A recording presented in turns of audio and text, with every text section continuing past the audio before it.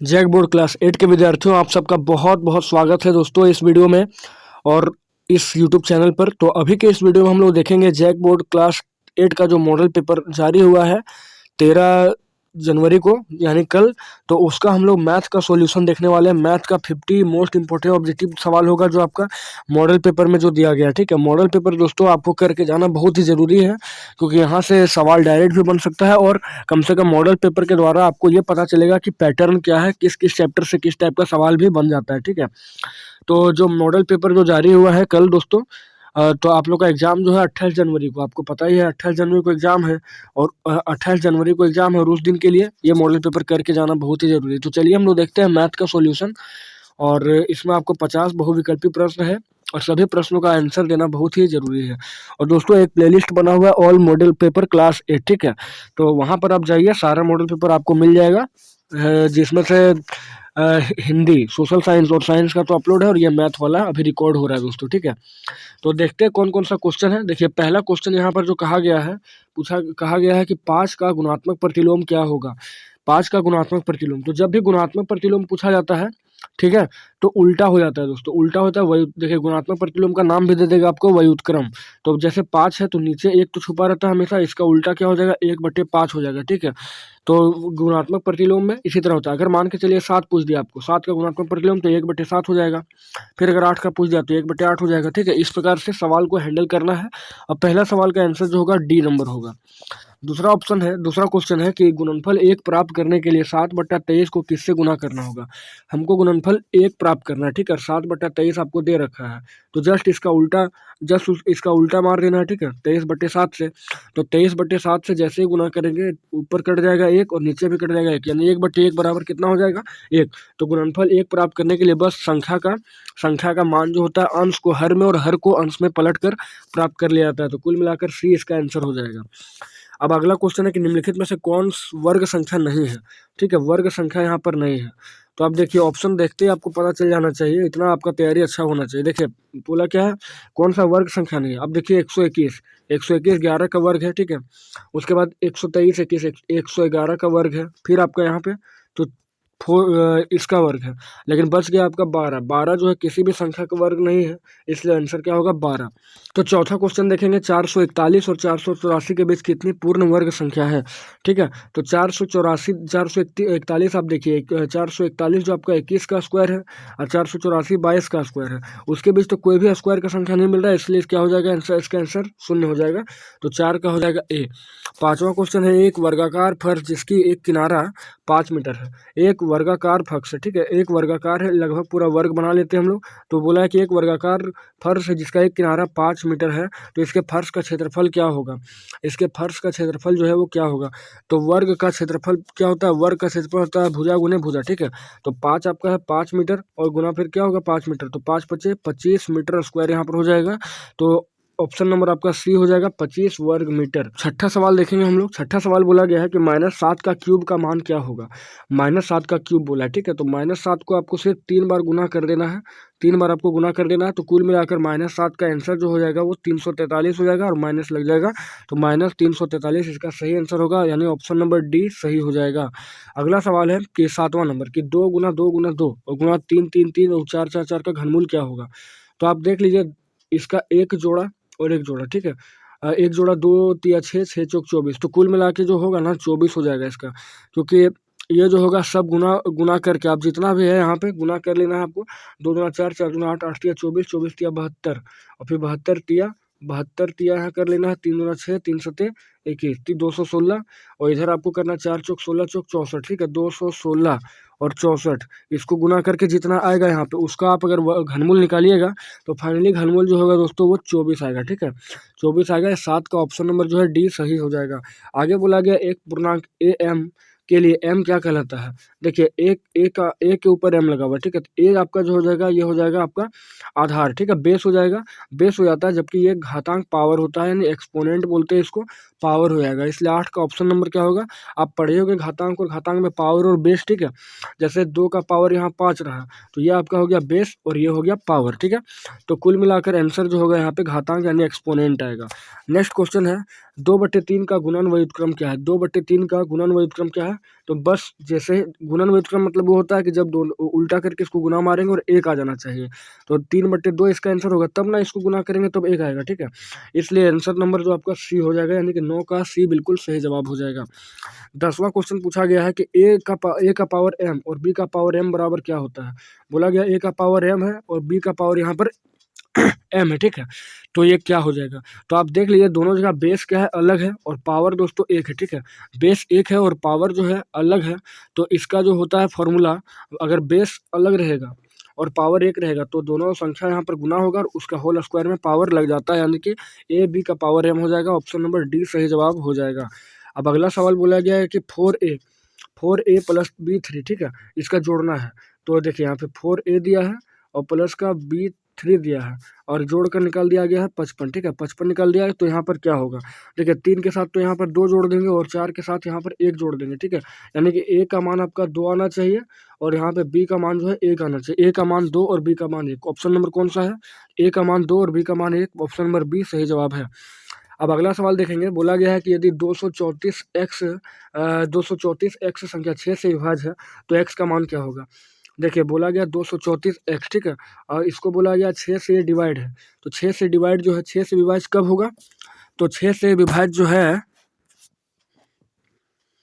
इसको जो है आपको डिवाइड करना पड़ेगा, ठीक है। आप थोड़ा सा यहाँ पर तो प्रॉब्लम हो जाएगा डिवाइड करना।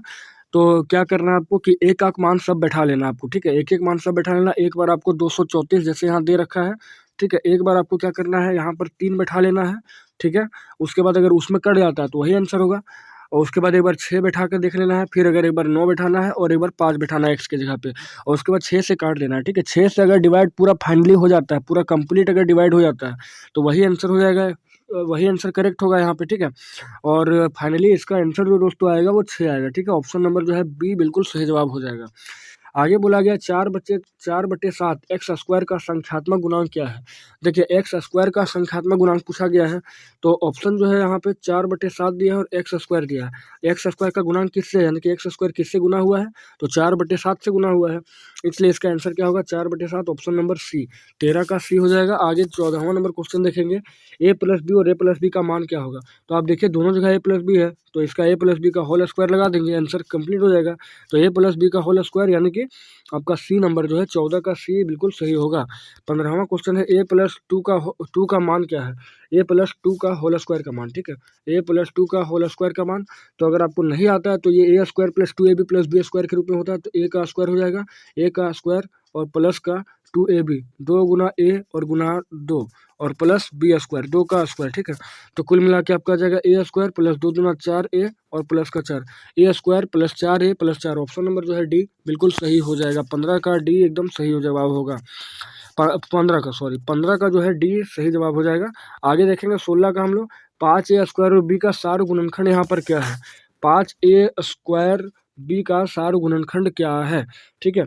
देखिए तो सार गुणनखंड तो इसमें मिलना बहुत मुश्किल है, तो पूरा इसको हम लोग गुणनखंड करेंगे। सार गुणनखंड 5 गुना ए का स्क्वायर है, तो ए गुना ए लिख सकते हैं और बी लिख सकते हैं। तो इस प्रकार से कौन सा ऑप्शन है? तो इस प्रकार से ऑप्शन आपको मिलेगा बी नंबर, ठीक है। ऑप्शन नंबर बी जो है सही जवाब यहाँ पर रहेगा। अगला है कि खाली स्थान दिया का गुणनखंड एक्स प्लस ए एक्स प्लस बी है। तो एक्स प्लस ए और एक्स प्लस बी किसका गुणनखंड हो जाएगा दोस्तों? ठीक है, ठीक है, किसका गुणनखंड हो जाएगा? तो पहला ऑप्शन जो है ना आपका यहाँ पे, पहला ऑप्शन जो है इसी का गुणनखंड आपका हो जाएगा एक्स प्लस ए और एक्स प्लस बी, ठीक है। एक्स प्लस ए, यानी कि आप ऐसे भी इसको निकाल सकते हैं, जैसे दिया है एक्स प्लस ए, ठीक है, और यहाँ दिया है एक्स प्लस बी। तो आप क्या कीजिए, इसका एक्स पकड़ लीजिए यहाँ वाला और ये ब्रैकेट पूरा उठा लीजिए यहाँ पे। उसके बाद आप क्या कीजिए, ए लगाइए यहाँ पे और एक्स प्लस बी यहाँ पर सॉल्व कर देना आपको। अब आगे क्या हो जाएगा? तो आगे जो हो जाएगा एक्स स्क्वायर और प्लस का एक्स बी, ठीक है, एक्स बी हो जाएगा प्लस यहाँ पे ए एक्स हो जाएगा और प्लस ए बी हो जाएगा। तो ए एक्स स्क्वायर प्लस ए प्लस बी हम लोग लगा देंगे, कॉमन ले लेंगे एक्स को यहाँ कॉमन ले लेंगे। तो देखिए थोड़ा सा यहाँ प्रॉब्लम हो रहा है, कैसे बनेगा ये वाला? तो एक्स स्क्वायर रहेगा प्लस यहाँ पे जो बनाए थे हम लोग अभी ए प्लस बी, और एक्स को कॉमन ले लिया, प्लस लास्ट में क्या बचेगा? ए बी ही बचेगा, इसलिए ऑप्शन नंबर क्या होगा? ए सही जवाब होगा। अगला सवाल है 18 नंबर के। एक रैखिक समीकरण के कितने हल होते हैं? तो एक रैखिक समीकरण के जो हल होते हैं वो एक होते हैं, ठीक है। रैखिक समीकरण के एक ही हल होते हैं। अब आगे की 5x प्लस 7 बराबर 2x प्लस 8 समीकरण का हल क्या है? ठीक है, 5x क्या बोला गया है कि 5x 5x प्लस 7 बराबर 2x प्लस 8 का समीकरण का हल क्या है? तो निकालेंगे इसको। 5x प्लस 7 बराबर 2x प्लस 8 दिया है, तो आप एक जात को एक तरफ कीजिए, तो 5x और प्लस का 2x था, माइनस 2x हो गया इधर, और यहाँ पर 8 है और प्लस का 7 इधर जाएगा, माइनस का 7 बनेगा। तो 5x में से 2x गया, 3x बचा, 3x बराबर 1 बचा, और x निकालेंगे तो 1/3 आ जाएगा। 1/3 जो होगा वही आंसर होगा, इसलिए ऑप्शन नंबर जो आपका है वो ए जो है बिल्कुल करेक्ट होगा, यानी कि 19 नंबर का ऑप्शन जो है वो ए सही जवाब है, x बराबर 1/3। आगे है 50 आमों के समूह में 40% आम पके हुए। देखिए 50 आम दिया है, यहाँ पे 50 आम दे रखा है, ठीक है, उसमें 40% आम आपका पका है, तो 40% का 100 निकाल देंगे हम लोग। यहाँ पे पका है, पके आम की संख्या निकालना है, 1 0 0 खत्म, 1 0 0 खत्म, तो 520 जो बचेगा वही सही जवाब होगा, यानी कि डी नंबर सही है। आगे है कि 21वां नंबर, बट्टा प्रतिशत वस्तु के खाली स्थान पर परिकलित किया जाता है। तो बट्टा जो है वस्तु के अंकित मूल्य से निकाला जाता है, ठीक है, बट्टा जो है अंकित मूल्य से निकाला जाता है। आगे है 22वां नंबर के x/y बराबर k में, k को क्या कहते हैं? तो k दोस्तों यहाँ पे कांस्टेंट होता है, स्थिरांक होता है। आगे है 23वां कि यदि x और y दोनों प्रतिलोम अनुपात में हो तब क्या होगा? x और y जो है प्रतिलोम अनुपात में हो तो क्या हो जाएगा? तो x और y और बट्टे का k होगा। क्यों? क्योंकि एक बार आपको y निकालना हो तो k/x निकाल देंगे, और एक बार x निकालना हो तो k/y निकाल देंगे। इस प्रकार से इसको सॉल्व कर सकते हैं। तो ऑप्शन नंबर आपका सी यहाँ पर सही जवाब होगा 23 का। आगे है 24वां नंबर है कि यदि किसी चतुर्भुज के तीनों कोनों में से प्रत्येक कोण 90 डिग्री हो।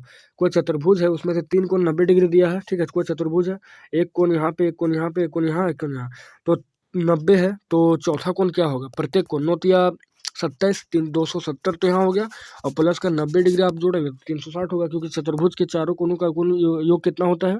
360 डिग्री होता है। तो 24 का ऑप्शन नंबर डी सही जवाब रहेगा। अगला है 25वां नंबर कि निम्न में से किस चतुर्भुज के विकर्ण बराबर होते हैं? ठीक है, चतुर्भुज जो है किसके विकर्ण होते हैं? तो आयत के जो विकर्ण होते हैं बिल्कुल बराबर होते हैं, ठीक है। आयत जो है, देखिए मान के चलिए आयत बनाया गया, ठीक है, तो आयत का जो विकर्ण होगा यहाँ पर विकर्ण जो होगा वही बराबर हो जाएगा आयत का। आगे है 26वां नंबर, ठीक है, 26वां नंबर जो होगा वो बोला गया किसी षटभुज के कोनों का योग कितना होता है? किसी षटभुज के कोनों का योग कितना होता है? तो वो होता है 720 डिग्री। आगे देखेंगे कि आगे देखेंगे हम लोग कि निम्न में से किस से एक बहुफलकी नहीं बनेगा? बहुफलक बोला गया है, किससे नहीं बनेगा, ठीक है। देखिए तो 27 का जो है आपका त्रिभुज, ठीक है, तीन त्रिभुज से आपका बहुफलक नहीं बनेगा, 3 त्रिभुज से। आगे क्वेश्चन है कि किस त्रिविमीय आकार में शीर्ष नहीं होता? शीर्ष यानी कि जैसे मान के चलिए एक त्रिभुज है, ठीक है, एक त्रिभुज है तो इसका शीर्ष हो गया ये, ठीक है, तो वही पूछा गया कि शीर्ष किसमें से नहीं होगा, कौन सा त्रिविमीय है जिसमें से शीर्ष नहीं बनता है? तो वो दोस्तों देखिए पिरामिड से हो जाएगा, शंकु से भी शीर्ष हो जाएगा, प्रिज्म से भी शीर्ष हो जाएगा, ठीक है, लेकिन गोला से आपका शीर्ष यहाँ पर नहीं होगा। अगला 29वां क्वेश्चन है, एक फॉर्मूला पूछा गया है कि आयत का क्षेत्रफल क्या होता है? तो आयत का क्षेत्रफल जो दोस्तों होता है लंबाई गुना चौड़ाई। बहुत ही आसान सवाल। आगे है वर्ग का 30 नंबर, वर्ग की एक भुजा की लंबाई 25 सेंटीमीटर है, तो इसका परिमाप ज्ञात करना है। वर्ग, ठीक है, वर्ग सब भुजा बराबर, थोड़ा सा टेढ़ा यहाँ पे बना है, 1 सेकेंड, वर्ग का हम लोग यहाँ से ले लेते हैं, ठीक है, वर्ग ले लिए बोला, ठीक है। अब क्या बोला गया कि वर्ग का एक भुजा का लंबाई जो है 25 सेंटीमीटर, कोई भी एक 25 सेंटीमीटर ले लिए, इसका परिमाप क्या होता है? तो परिमाप जो होता है वर्ग का वो होता है 4 गुने भुजा, ठीक है, परिमाप बराबर 4 गुने भुजा, तो 25 चौक 100 सेंटीमीटर यहाँ पर सही जवाब होगा, यानी कि ऑप्शन नंबर आपका 30 का हो जाएगा, डी नंबर, ठीक है, डी नंबर सही जवाब हो जाएगा। आगे हम लोग देखेंगे 31वां क्वेश्चन की वैसे आकृति इसके 3 विमाएँ होती है उसे क्या कहते हैं? तो 3 विमाएँ होती है उसको 3 डायमेंशन यानी त्रिविमीय कहा जाता है, जैसे कि घनाभ वगैरह जो होता है उसका। आगे 32वां क्वेश्चन है कि एक्स भुजा वाले घन का पृष्ठीय क्षेत्रफल क्या होगा? एक्स भुजा भी है और घन का पृष्ठीय क्षेत्रफल, ठीक है, तो घन का पृष्ठीय क्षेत्रफल होता है 6a², ठीक है, 6a² होता है, तो 6 और यहाँ पे एक्स है भुजा, तो 6x² होगा, यानी कि ऑप्शन नंबर बी सही जवाब रहेगा। अब अगला 33वां क्वेश्चन पूछा गया है कि आंकड़े दिया, एक डेटा दे रखा है आपको इतना और इसका परिसर पूछा गया। तो परिसर जो होता है वो उच्च सीमा और माइनस निम्न सीमा होता है, ठीक है। उच्च आपका कितना है? तो देखिए 9, 8, 4, 3, 2, 1, 6, कुल मिलाकर 15 यहाँ निम्न है, 15 यहाँ उच्च है, और छोटा कौन है? 1 है, ठीक है। 15 में से 14 आपको घटा देना है, जो बड़ा होगा उसमें से आपको घटाना है छोटे वाले को, बस आपका आंसर वहाँ पर बन जाएगा, बी नंबर सही जवाब रहेगा। 34 नंबर सवाल, 34 नंबर सवाल कहा कि एक्स अक्ष से 3 इकाई दूरी और वाई अक्ष से 6 इकाई दूरी पर स्थित बिंदु के निर्देशांक क्या है। देखिए पहले हम लोग अक्ष बना लेते हैं, ये हम लोग का एक्स अक्ष है और ये वाई अक्ष है, ठीक है। इसको आपको पता ही होगा, इसको भुज कहते हैं, इसको ऊपर वाले को कोटि कहते हैं।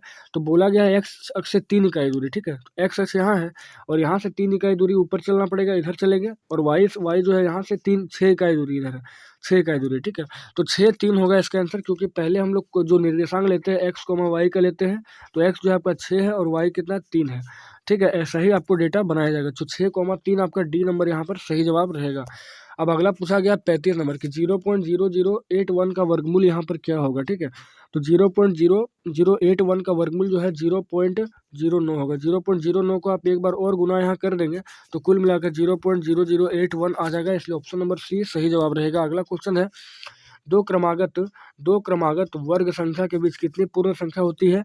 दो क्रमागत वर्ग के बीच कितनी पूर्ण संख्या होती है। तो दो क्रमागत वर्ग के बीच 0 होती है, जैसा कि हम लोग पिछले कुछ पहले वाले सवाल में देखे थे। आगे किस विकल्प में 2/3, 11/15, 5/15, 12 को आरोही क्रम में रखा गया है। देखिए 2/3 दे रखा है आपको, फिर 11/15 दे रखा है और 5/12 दे रखा है। देखिए इसको सॉल्व अगर करना है आपको, तो एक तो आप डिवाइड कर सकते हैं, डिवाइड करके आपको जो बड़ा दिखेगा वही आपको पहले होगा। लेकिन दूसरा चीज़ आप क्या कर सकते हैं, 3, 15 और 12 जो भी उसका एलसीएम ले सकते हैं। एलसीएम जितना भी आएगा, ठीक है, सबको बराबर कर देना नीचे, सबको बराबर कर देना नीचे, और बराबर करने के बाद फिर देखना है कि बड़ा कौन है यहाँ पे। तो इसका जो सही आंसर 37 का हो जाएगा। तो 37 का जो आपका सी हो जाएगा 11/15 वाला, ठीक है, यानी कि सी ऑप्शन सही हो जाएगा। सॉल्व करने के बाद आप देखिएगा यही आंसर आएगा। आगे 38वां 5/9 प्लस माइनस 8/9 का मान निम्नलिखित में क्या होगा। देखिए 5/9 बोला गया है, प्लस दे रखा है और माइनस 8/9 दिया है, इसका मान निकालना है। तो 9 और 9 का लसा निकालेंगे, 9 आ जाएगा, 9 एकम 9, 5 एकम 5, फिर प्लस और माइनस यहाँ पे 9 एकम 9 माइनस 8, ठीक है। तो कुल मिला के आ जाएगा क्या, 5 और प्लस माइनस माइनस 8 होगा, प्लस माइनस माइनस 8 होगा। तो कुल मिलाकर यहाँ जो आगे बनेगा -3 और बट्टे का 9 बनेगा, और 3 एकम 3, 3 3 9, यानी कि -1/3 इसका सही आंसर हो जाएगा। ऑप्शन नंबर बी बिल्कुल करेक्ट रहेगा।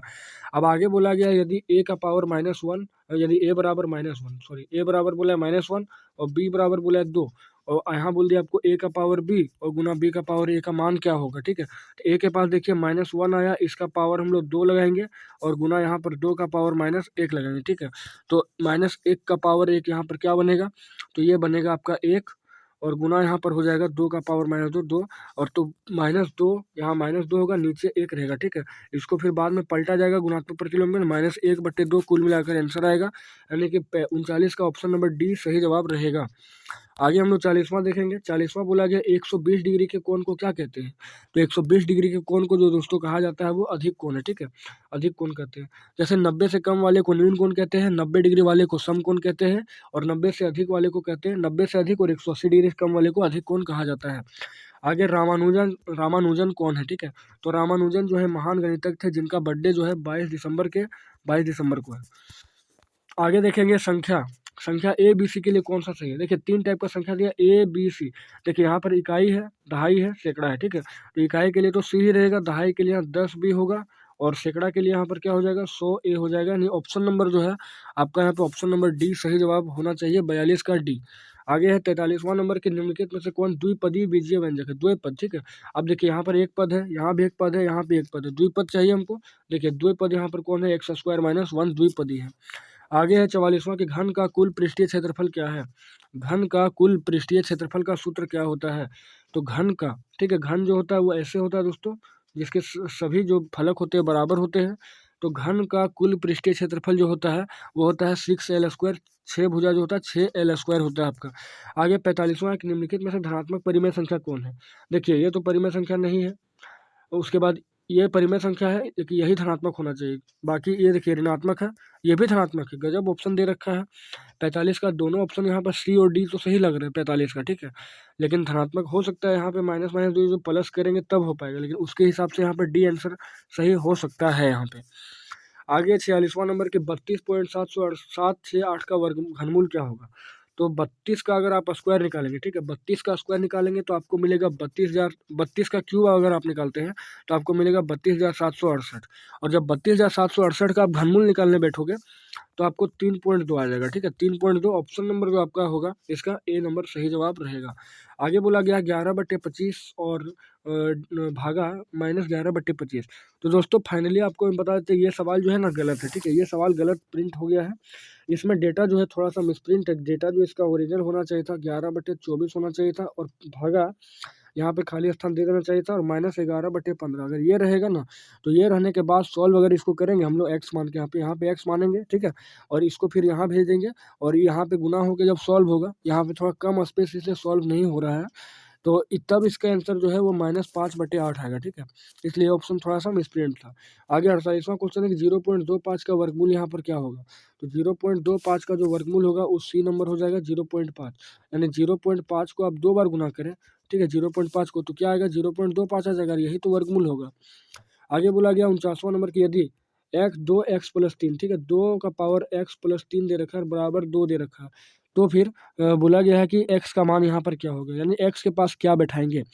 तो x के पास ना 4 बैठा सकते हैं आप, 8 बैठा सकते हैं, 3 बैठा सकते हैं, 3 भी है, 3 बैठा सकते हैं, और उसके बाद आप क्या कर सकते हैं, तो उसके बाद आप -2 बैठा सकते हैं।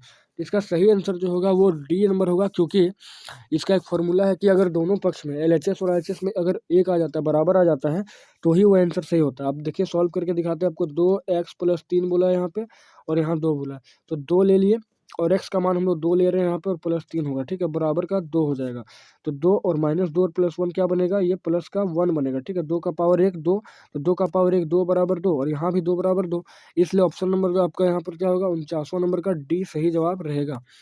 50वां और अंतिम सवाल देखेंगे। बोला है निम्न में कौन 3D आकृति का उदाहरण है। 3D आकृति का देखिए, आयत 2D होता है, वर्ग भी 2D है, त्रिभुज भी 2D है, गोला जो आपका है, स्फेयर जो है, स्फेयर जो होता है वही स्फेयर जो होता है वही होता है 3D। ठीक है, 3D स्फेयर होता है। तो इस प्रकार दोस्तों हम लोग 50 मोस्ट इंपॉर्टेंट ऑब्जेक्टिव सवाल कर लिए हैं मैथ का, जो मॉडल पेपर जारी हुआ है कल। ठीक है, आशा करते दोस्तों आप सभी को ये वीडियो अच्छा लगा होगा। तो अगर अच्छा लगा, कुछ सीख पाए हैं इससे, तो चैनल को सब्सक्राइब करके जरूर जाइए आप, और बेल आइकन को प्रेस कीजिए, दोस्तों में जरूर शेयर कीजिए दोस्तों। ठीक है, आप सभी को शेयर करना है।